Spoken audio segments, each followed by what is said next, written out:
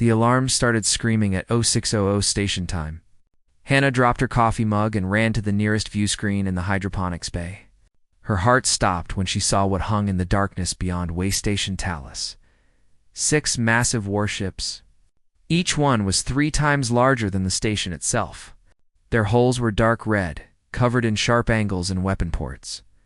Hannah had seen pictures of Kroll Empire vessels before, but never this close. Never pointed at her home. All civilians report to your designated safe zones, the station-wide announcement crackled. This is not a drill. Repeat, this is not a drill. Hannah's hands shook as she sealed the hydroponic systems. Around her, the other workers were already running for the exits. She grabbed her emergency pack and joined them, her mind racing. The Kroll were raiders. Pirates. They took what they wanted and killed anyone who resisted. In the main corridor, thousands of people pushed and shoved toward the safe zones. Hannah saw dozens of different species, all wearing the same expression of terror. A tall, 4-armed Grenix stumbled, and Hannah caught his arm to steady him. He nodded his thanks and kept moving. Tejo found her near Junction 7. The security officer's face was calm, but Hannah had known him for 3 years. She could see the worry in his eyes. "Come with me," he said, taking her arm. "Commander Vorthok wants all humans in the command center." "Why? What's happening?" "The Kroll sent a message. They want tribute." Hannah followed him through a side passage that avoided the crowds. The command center was chaos when they arrived. Vorthok stood in the middle, his forearms working different control panels at once. His insect-like face turned toward them when they entered. "How many humans on station?" Vorthok asked immediately. 312, Tejo answered. "Why?" "Because I need you to help keep order. The Kroll demands are ... difficult." The main screen showed the message. Hannah read it 3 times, hoping she had misunderstood. Half of all station resources. 5,000 sentients taken as slaves. 48 hours to comply, or they would start destroying the station piece by piece. "What did the other civilizations say?" asked Relia, the Valina diplomat. Her moth-like wings trembled with fear. "Surely someone will help?" Vorthok's mandibles clicked slowly. "The nearest military fleet is 17 days away. The Galactic Council says they cannot authorize military action that quickly. We are ... alone." The room fell silent. 40,000 people lived on Way Station Talus. If 5,000 were taken as slaves, how would they choose who went? And if they refused, everyone would die. "We fight," Tejo said quietly. Several aliens turned to stare at him. Vorthok made a sound like grinding metal. "Fight." "Security Officer Tejo, we have 6 defense turrets. They have 6 warships with enough firepower to crack a planet. We would last minutes. Then we evacuate. The escape pods hold 5,000 people total. That leaves 35,000 to die." Hannah felt sick. She looked at Tejo and saw something in his expression she had never seen before. He looked like a soldier. She sometimes forgot he had been in the Earth Defense Forces before coming to the station.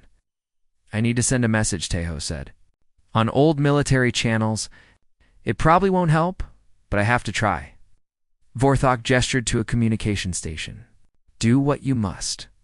I will organize the evacuation lottery." Over the next 12 hours, Hannah watched her home fall apart. Fights broke out over evacuation slots. Families screamed at each other. Some species tried to claim they deserved priority over others. The station security did their best to maintain order, but fear made people desperate. Hannah found herself leading a group of human volunteers.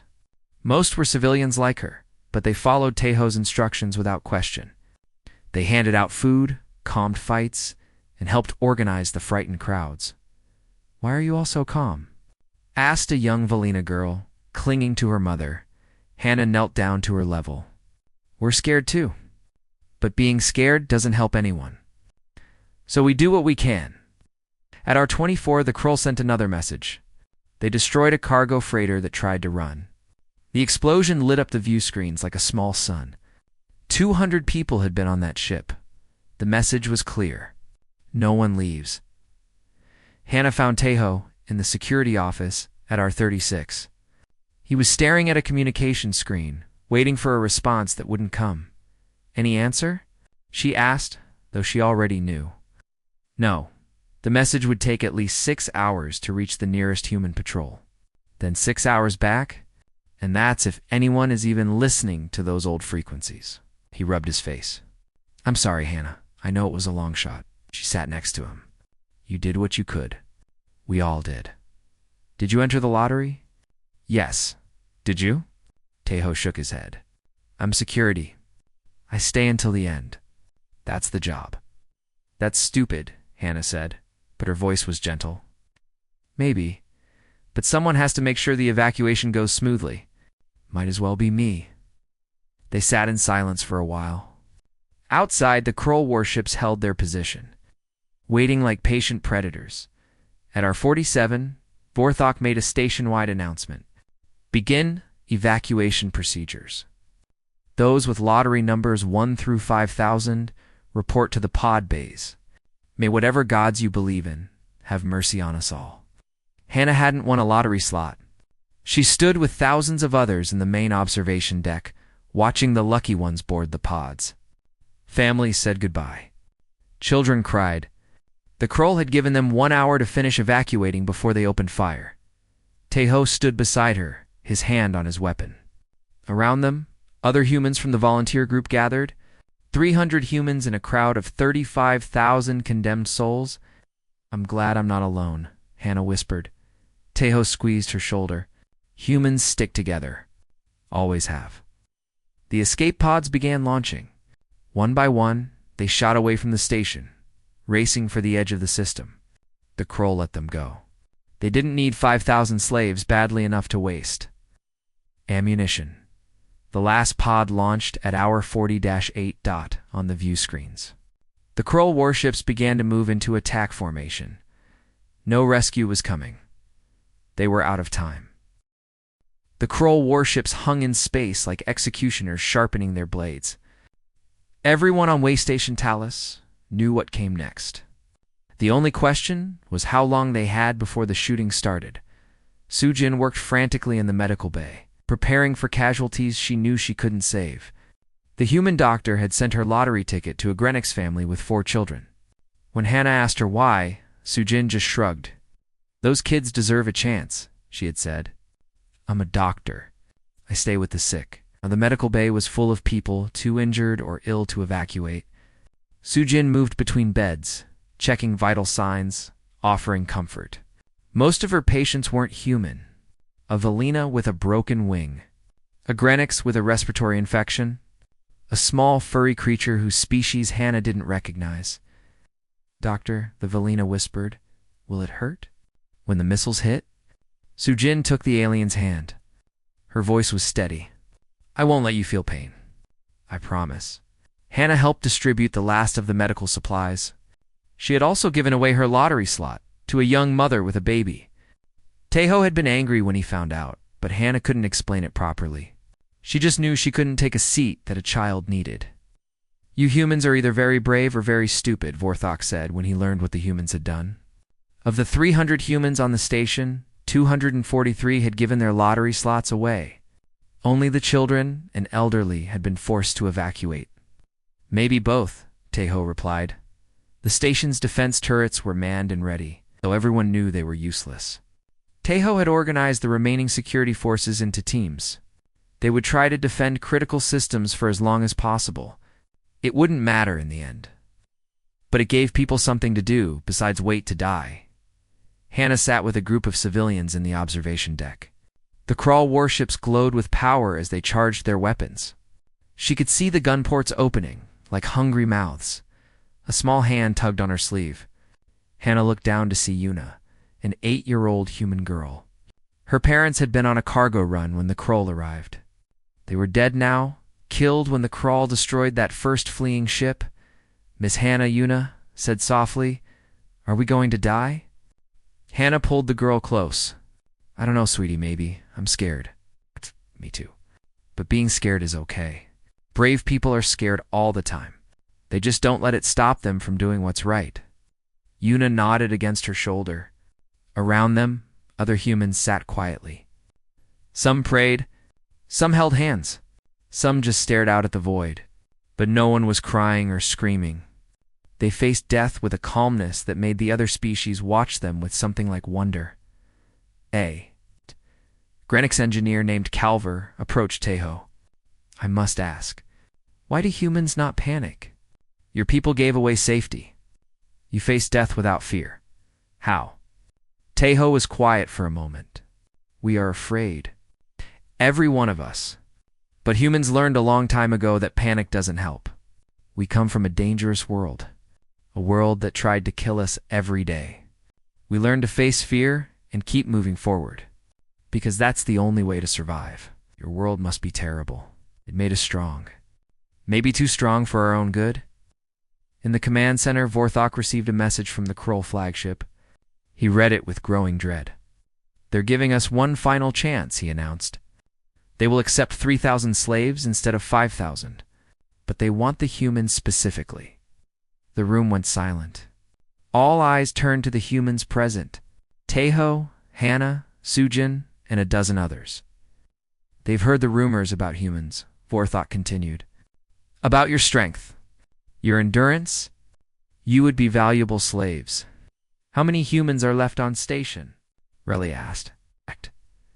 257, Vorthok said. Not enough. They want 3,000 total. The rest would be other species chosen randomly. Ho stood up. And if we refuse, then everyone dies in approximately 12 minutes. Hannah felt the weight of those words. They could save most of the station.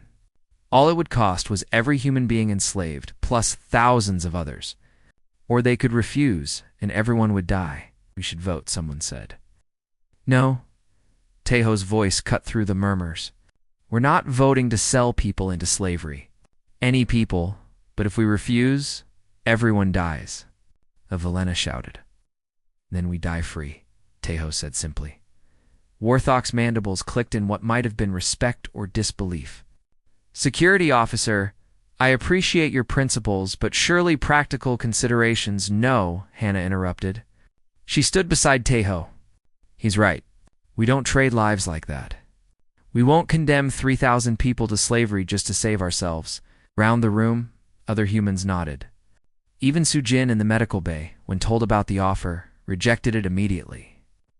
This is madness, Relia said, but her voice held awe. You would die rather than let others suffer. Yes, Hannah said. Wouldn't you? The Valena had no answer. Vorthok sent the refusal to the Krull. The response was immediate. All 6 warships moved into final attack position. Their weapons glowed with deadly energy. Tejo checked his communicator one last time. Still no response to his message. He had sent it on every old Earth military frequency he knew, broadcasting a simple plea: humans under attack at Way Station Talus. Krull Empire raiders, send help. But space was vast, and Earth forces were spread thin across dozens of systems. The chances of anyone receiving the message in time were basically 0. 60 seconds, Vorthok announced. Hannah returned to the observation deck. She sat with Yuna and the other humans. They held hands, forming a circle. No one spoke. They just looked at each other, finding comfort in familiar faces. Sujin was in the medical bay. Holding the hand of her Valena patient, Tejo was at his post in the command center. Standing straight and tall, the scattered humans across the station stood ready, facing the end with quiet dignity. 30 seconds. On the view screens, the Krull warships pulsed with power. Energy built in their weapons. The mathematics of death were simple. In moments, those weapons would unleash destruction that would tear the station apart. 10 seconds. Hannah closed her eyes. She thought about Earth, a planet she had left 20 years ago. She thought about the blue oceans and green forests. She thought about her family. 5 seconds. Tejo watched his communicator. Still nothing. He had done everything he could. It hadn't been enough. 2 seconds. Space itself seemed to hold its breath. One reality tore. The sensors screamed. Every screen in the command center went white with energy overflow. Vorthok stumbled backward, all four arms clutching at controls. What Relaya started to say? On every view screen, space was ripping open. Not like a normal jump point. This was different, violent, raw.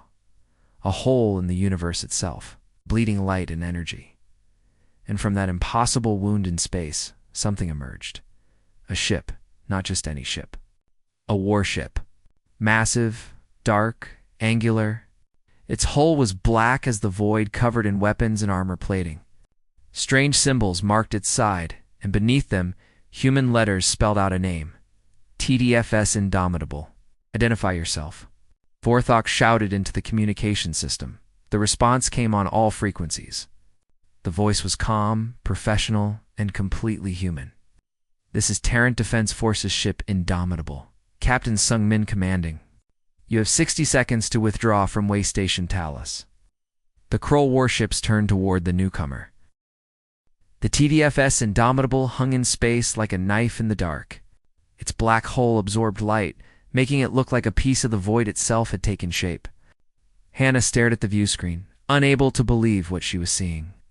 A human warship. Here now. How? Vorthok whispered. How did they arrive so fast? Tejo was already pulling up technical data on his console. His hands shook slightly as he read the information. That's impossible. They're showing residual energy signatures from inside the gravity well. They didn't jump to the system edge and fly in. They appeared right here. Ships can't do that, Relia said. The gravity would tear them apart.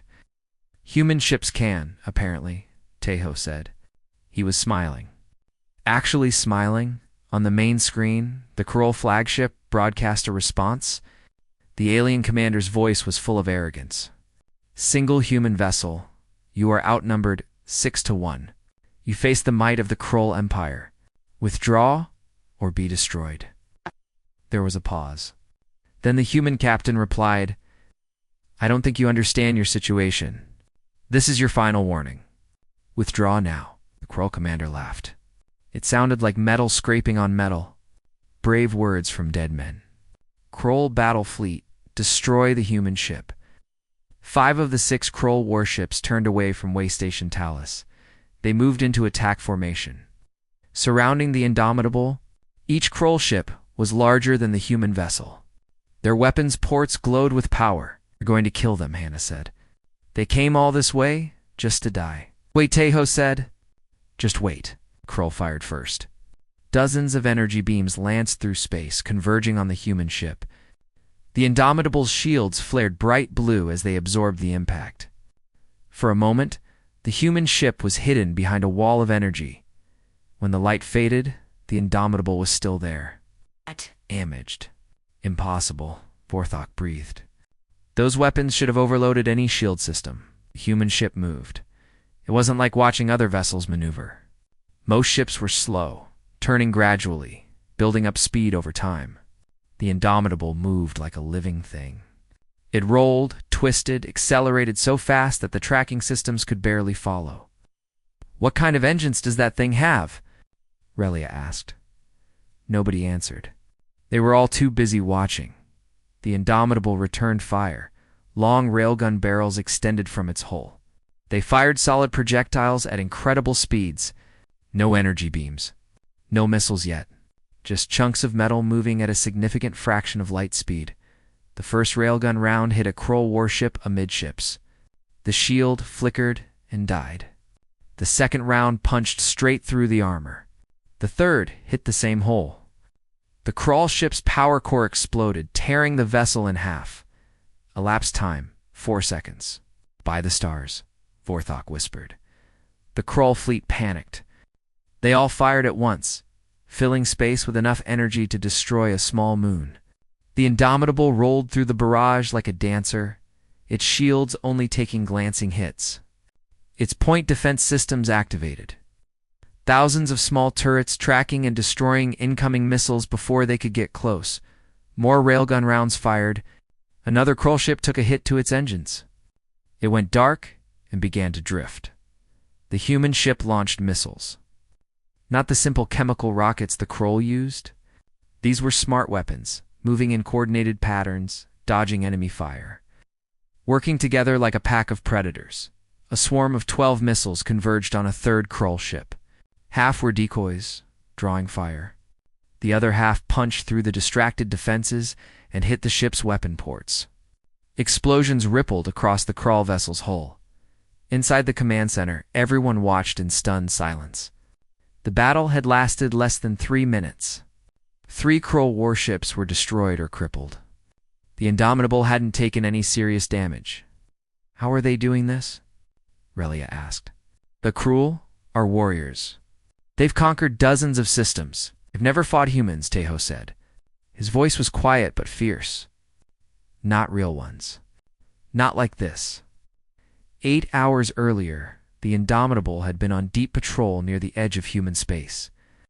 Captain Seung-min had been reviewing supply reports when the communication officer called out. Captain, I'm picking up something on the old emergency channels. What kind of something? It's a distress call. Human security officer at Way Station Talus says they're under attack by Krull raiders. 6 warships, requesting immediate assistance. Seung-min had crossed the bridge in 3 strides. How old is the message? Sent 2 hours ago, sir. Must have been bouncing through relay stations. Distance to Way Station Talus? 17 days at maximum speed, sir. The bridge had gone quiet. Everyone knew what that meant. By the time they arrived, everyone at that station would be dead or enslaved. Commander G1 spoke up from the tactical station. Captain, we could use the Void Drive. Every head turned toward her. The Void Drive was experimental, dangerous.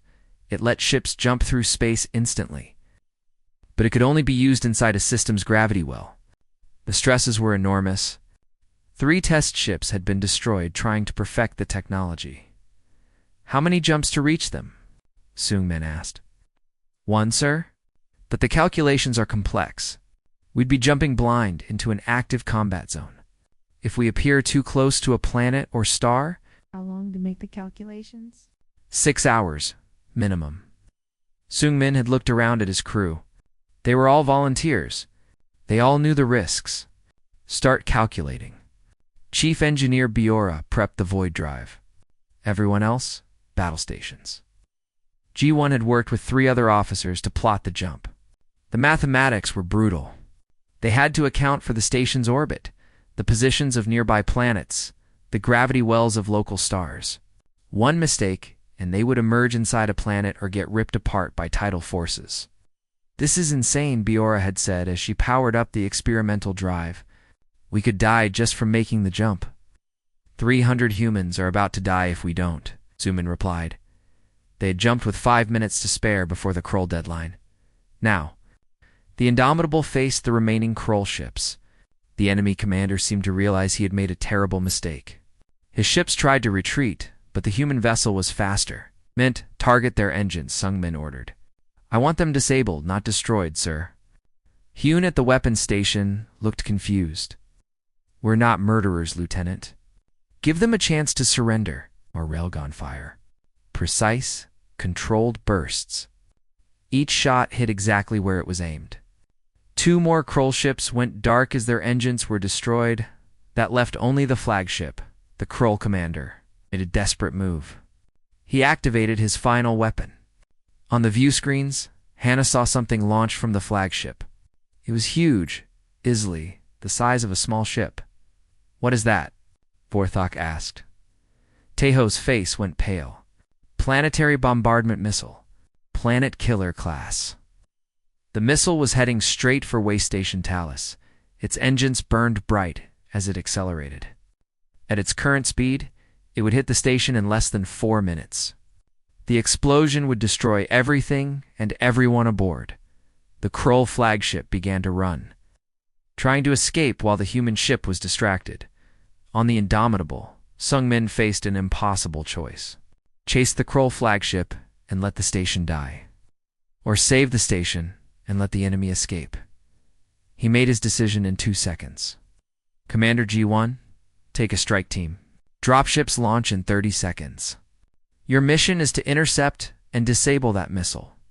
Sir, that's a suicide mission, and don't die. Lieutenant Hyun, pursuit course on that flagship. They're not getting away. GON didn't argue further. She grabbed her helmet and ran for the hangar bay. The Indomitable split its attention. The main ship pursued the fleeing Crawl, flagship, while dropships launched toward the planet killer missile. On way station Talus, everyone watched in horror and hope. The humans had come. They were fighting. But could they stop the missile in time? Hannah held Una close. They came, the little girl whispered. The humans came for us, yes, Hannah said. We never leave our people behind. 3 minutes until impact. The dropship shook as it accelerated toward the planet killer missile. Commander Juwan gripped her harness straps and watched the target grow larger on the tactical display. Behind her, 12 Marines sat in perfect silence, checking weapons and equipment. 2 minutes to intercept, the pilot called out. This thing is moving fast. Real fast. Can you match velocity? Gi-1 asked. I can try. But we're talking about boarding a missile traveling at 0.3 light speed. If we make one mistake, double, quotes, then don't make mistakes. Sergeant Youngjae moved up beside her. The Marine's face was calm behind his helmet visor. What's the plan, Commander? The Kroll build their big missiles with a manual override system. It's a safety feature in case the automatic systems fail. We board, find the override, and shut this thing down. Oh. And if there are automated defenses, then we go through them. Youngjae nodded and returned to brief his team. Jiwon watched them prepare. These were professional soldiers. Trained on Earth and Luna, they had volunteered for deep space duty, knowing they might never see home again. Now they were about to try something that should be impossible. The missile filled the forward view screen. It was as large as a frigate, covered in armor plating and engine exhausts. Energy crackled around its warhead. That much explosive power would turn Waystation Talus into dust. 30 seconds, the pilot said. I'm going to match velocity and put you on the hull. After that, you're on your own. The dropship shuddered as it matched speeds with the missile.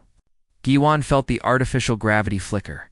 They were moving so fast that even small course corrections created enormous G-forces. Go. Go. Go. The Marines poured out of the dropship, mag boots locking onto the missile's hull. G1 was right behind them. Space was silent around her, but she could feel the vibration of the massive engines through her boots. Spread out, Youngjae ordered. Find an access hatch.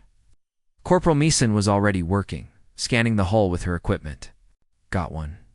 Maintenance panel, 20 meters forward. They moved across the missile's hull like insects on a bullet. Every second brought them closer to the station.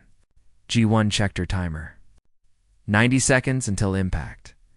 Meeson placed a breaching charge on the access panel. Clear. The explosion was silent in the vacuum, but the panel tore free. Inside was a narrow maintenance shaft leading into the missile's interior. Youngjae, take for Marines and secure the override controls. Meeson, you're with me. We're going for the warhead, sir. The warhead. That's insurance. If we can't shut this thing down, maybe we can disable it enough that it won't destroy the station. They split up. G1 dropped down the shaft with Meeson right behind her. Emergency lighting flickered in the cramped passages. The Kroll had designed this missile to be maintained by their smaller drone workers, not human-sized soldiers. Automated defenses ahead, Meeson warned. Gun turrets unfolded from the ceiling. G1's combat AI highlighted them before they could fire. She rolled left, her magnetic grapple keeping her anchored to the floor. Meeson went right. They fired in perfect sync. The turrets sparked and died. They pushed deeper into the missile. More defenses appeared. Gun turrets, electric barriers, even small drone fighters that launched from hidden compartments. G1 and Meeson fought through all of them with brutal efficiency. This is why we train on Earth, Meeson said, as she crushed a drone with her armored fist. High gravity makes you strong. And aggressive prey animals made us mean, Gi-wan replied. Blasting another turret, they reached the warhead chamber with 40 seconds to spare. The bomb itself was huge, pulsing with barely contained energy. G1 pulled out a specialized tool and began working on the control panel. Her communicator crackled. Commander, this is Youngjae. We found the override, but there's a problem. What kind of problem? The crawl commander locked it remotely. We need an authorization code to shut it down. Can you hack it? Not in 30 seconds. Guan looked at the warhead. If she damaged it enough, maybe it wouldn't explode properly. Or maybe she would just set it off early and kill everyone herself. On the Indomitable. Captain Sungmin was focused on his own problem. The crawl flagship was fast, but his ship was faster. They had closed 2 weapons range. Hail them, Sungmin ordered. No response, sir. Then convince them to listen. Heian, disable their weapons but leave their communications intact. Railguns fired. Precise shots took out the Kroll flagship's gun ports one by one. The alien ship tried to return fire, but its weapons were destroyed before they could charge. They're hailing us, sir, the communication officer reported.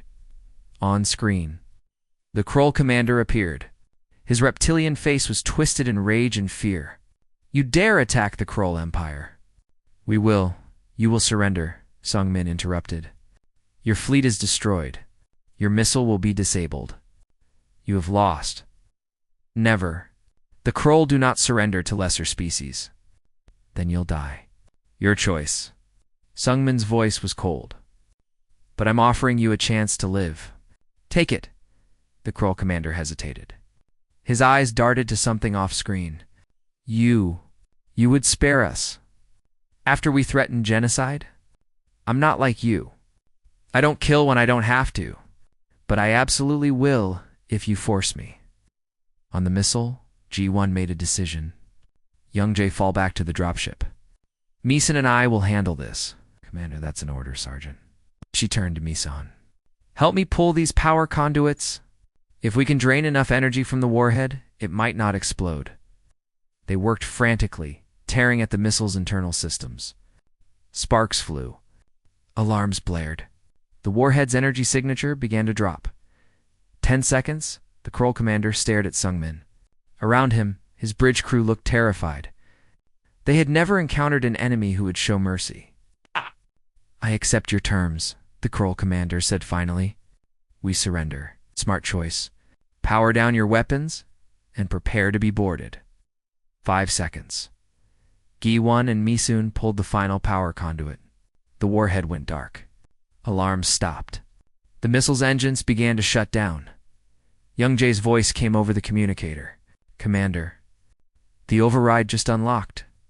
The missile is shutting down. Ji-won allowed herself to breathe. The Kroll commander must have surrendered. Good. Everyone back to the dropship. On Waystation Talus, the view screens showed the missile going dark. Its trajectory began to curve away from the station. Pulled by its momentum into empty space, the cheering started in the command center and spread through the entire station. Aliens embraced each other. Some cried, some prayed. The humans just smiled quietly, watching the Indomitable return to the station. Hannah held Yuna and laughed with relief. We're alive. We're actually alive. The humans saved us, Yuna said.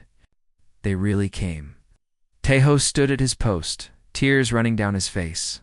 He had sent the message not knowing if anyone would hear it. But they had heard, and they had come. The Indomitable docked with the station an hour later. Captain Sungmin was the first through the airlock. He was tall, lean, with gray at his temples and eyes that had seen too much combat. But he smiled when he saw the crowd waiting for him. Vorthok approached, all 4 arms extended in the Grennick's gesture of deepest respect. Captain Sungmin, you saved 40,000 lives today. We are forever in your debt. No debt, Sungmin said. We heard humans were in trouble. We came. That's what we do. Anna pushed through the crowd. She found Taeho and grabbed his hand, pulling him forward. You sent the message. Taeho nodded. I wasn't sure anyone would hear it. Sungmin looked at the security officer. Something passed between the 2 men, some understanding that didn't need words. We heard, and we'll always hear. That's a promise. Around them, the rescued crowd watched the humans with new understanding. These strange aliens from Earth weren't weak because they were young. They weren't naive because they were new. They were something the galaxy had never seen before. They were dangerous and kind in equal measure. They would cross the void itself to save their own, and they had just proven it. The celebration in Waystation Talus lasted for hours. People who had accepted death now found themselves alive. Families reunited with loved ones who had evacuated. The medical bay was busy treating injuries from panic and stress rather than combat wounds. Hannah sat in the observation deck, watching the Indomitable float peacefully near the station. The warship looked less threatening now, its weapon ports closed, its shields down. But she would never forget how it had moved in battle, how it had torn through 6 enemy ships like they were nothing. "Mind if I join you?" Captain Sungmin asked. Hannah gestured to the seat beside her. "Please, I wanted to thank you properly." Without the crowds, Sungmin sat down with a tired sigh. "No thanks needed. We did our job. Your job is to cross impossible distances using experimental technology that might have killed you just to save 300 people. Our job is to answer when humans call for help. The number doesn't matter. Could be 300, could be 3, could be 1. Hannah shook her head in wonder. "The Galactic Council won't like what you did. They have rules about military action, authorized responses, proper channels. No. My communication officer has been receiving angry messages for the past 2 hours. Sungmin smiled slightly. They can file their complaints. These people are alive. That's what matters. What will happen to the Kroll? They'll stand trial. The ones who survived will face justice for attempted genocide and slavery. The evidence is clear." Through the view screen, Hannah could see the captured Kroll ships being towed by smaller vessels. Most were heavily damaged. Their crews had surrendered, without further resistance, once they realized the humans meant what they said about mercy. "I don't understand you," Hannah admitted. "You fight like demons. You destroyed their fleet in minutes. But then you showed them mercy. You could have killed them all. You could have." Sungmin agreed. "But we're not monsters. We fight when we have to. We fight hard, but we stop when the threat is over." Sujin appeared in the doorway, carrying 2 cups of coffee. She handed one to Sungmin. "I thought you might need this, Captain. You look exhausted." "Thank you, Doctor. I heard what you did. Giving up your evacuation slot." Sujin shrugged. "Those kids needed it more than me. Most species don't think that way. They save themselves first. Then most species don't understand what being human means." Sungmin raised his coffee cup in a small salute. "Well said." In the command center, Vorthok was dealing with the political aftermath. Representatives from the Galactic Council had arrived via fast courier ship. They were not happy. "This is a clear violation of protocol," the Valena counselor shouted. "You cannot simply deploy military forces without proper authorization." "Should we have asked permission while 40,000 people died?" Vorthok asked calmly. "The proper channels exist for a reason. What if every species started sending warships? Wherever they pleased, it would be chaos." Taeho stood in the corner, watching the argument with barely concealed anger. Finally, he spoke up. "With respect, Counselor, your proper channels told us we were on our own. You told us to wait 17 days for help. We would have been dead in 48 hours. That is unfortunate, but rules must be followed." "Humans followed the only rule that matters," Taeho interrupted. "Don't let innocent people die when you can save them," the counselor sputtered. Vorthok made a clicking sound that was the Greenwich equivalent of laughter. Word of what happened at Waystation Talus spread through the galaxy at the speed of light. News stations broadcast the story. The footage of the Indomitable emerging from impossible space, the one-sided battle, the daring rescue of the station. Other species watched and wondered. The humans were young, new to the galactic stage. Most had dismissed them as insignificant. Just another species trying to find their place among the stars. But this changed everything. On a trade station 3 systems away, a group of merchants discussed the news. "Did you see the tactical analysis? The human ship took on 6 Kroll warships simultaneously. In under 10 minutes? The Kroll have been raiding our shipping lanes for decades. The Council could never stop them. We've been asking the wrong species for help." The conversation was repeated 1,000 times across 100 worlds. Humanity had just announced itself in the most dramatic way possible. 2 days after the battle, the escape pods began returning to the station. The 5,000 evacuees had watched the battle from a safe distance. They came home, hardly believing what had happened. Yuna's pod was among the last to return. When the airlock opened, she ran straight to Hannah and hugged her tight. "I saw it all on the pod's view screens," Yuna said. "The big ship that saved us. It was human, like you." "Like us," Hannah corrected gently. "You're human too, Yuna." The girl nodded seriously. "When I grow up, I want to be on a ship like that. I want to save people." Hannah smiled. "I think you'll be good at it." In his quarters aboard the Indomitable, Sumin reviewed reports. The void. Drive had performed better than expected, but it still needed work. 3 systems had failed during the jump. They had failed in a different order, the entire ship would have been destroyed. Commander G1 entered without knocking. "Captain, long-range sensors are picking up 4 more Terran Defense Forces ships inbound. 8 to 3 days. I wasn't aware we called for backup." "You didn't." "They heard about what happened and came anyway." Sumin nodded slowly. "Of course they did. Humans heard that other humans needed help. The Galactic Council is really not going to like this. They'll learn to live with it." Sumin pulled up a star map showing human space. It was small compared to the older civilizations, barely a dozen systems. "We're not playing by their rules anymore, G1. We can't. The galaxy is too big and too dangerous. Our people are spread out across hundreds of stations and colonies. The Council can't protect them. They won't protect them, so we protect ourselves." "Exactly, and we establish a precedent. Any human, anywhere, can call for help, and we will come. Even if it's impossible, especially then." 1 week after the rescue, Captain Sungmin held a final meeting with the station's leadership before departing. The other human ships had arrived and were providing security while the station repaired its defenses. "What happens now?" Vorthok asked. "Now you rebuild," Sungmin said. "The Krull Empire has been warned. They attack humans or human-allied stations, they answer to us." "Human-allied stations?" Relia asked. "Is that what we are now? Do you want to be?" "We're offering protection to any station or colony that requests it. No cost, no obligations. It's just a promise that if you're attacked, we'll come." "Why would you do that?" Vorthok asked. "What do you gain?" "Allies, friends. A galaxy where people don't have to die because help was too far away." The offer spread through FTL communication networks. Dozens of stations applied for human protection within days. Hundreds more followed. The Galactic Council protested loudly, but they couldn't deny the results. Pirate attacks dropped sharply. Raiders avoided stations with human defensive packs. The Terran precedent, as it came to be known, changed everything. Humanity had announced its values to the galaxy. They would protect their own.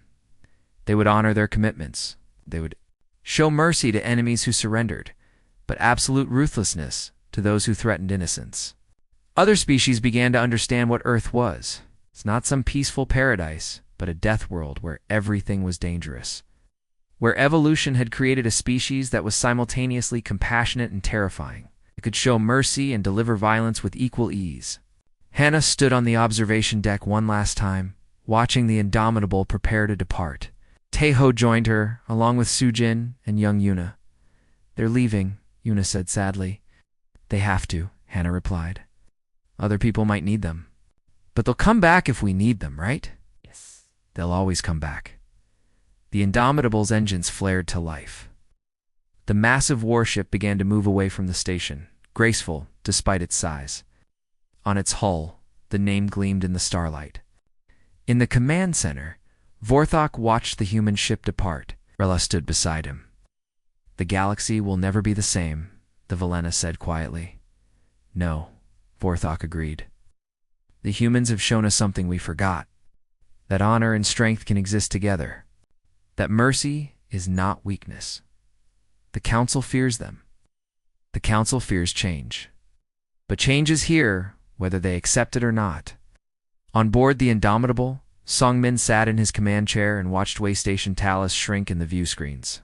"Course, Captain," the helmsman asked. "Home, we need to refit and repair and prepare for the next call. You think there will be another?" "I know there will be. Humans are explorers. We go to dangerous places. We take risks. Sometimes those risks don't pay off. Sumin smiled slightly. But when they call for help, we'll answer. Always. The Indomitable jumped to hyperspace, vanishing in a flash of light. Behind it, Waystation Talus continued its eternal orbit. The people there would remember what happened. They would tell stories about the day a human warship rose from the void itself to save them. And across the galaxy, other humans heard those stories and knew the truth. No matter how far they traveled, no matter how lost they might be, rescue would come. Because they were human, and humans never left their own behind.